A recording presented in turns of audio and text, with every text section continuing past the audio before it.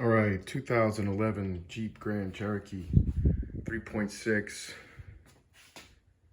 and cleaning the intake air temperature sensor and the map sensor. I don't believe this one has a MAF sensor. So I took off the cover, and then right here is your, right here is your air intake sensor. Easy to take off, and then you turn it about 45 degrees.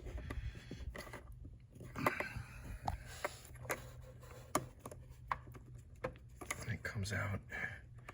Gotta wiggle it a little bit. Comes out, and you can clean it.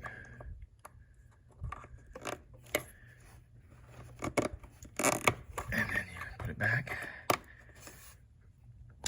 And then your mass airflow sensor is way back here.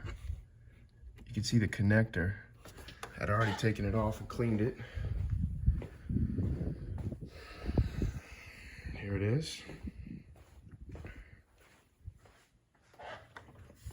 So now, I try to do this with a phone. Actually, I need two hands, so I'm gonna end the video, but that's where it is, way back there. You see that little hole next to the white connector? It's right there. That's where that goes into. The 90-degree angle to get it in, and then you twist it to lock it in. That's how you do it.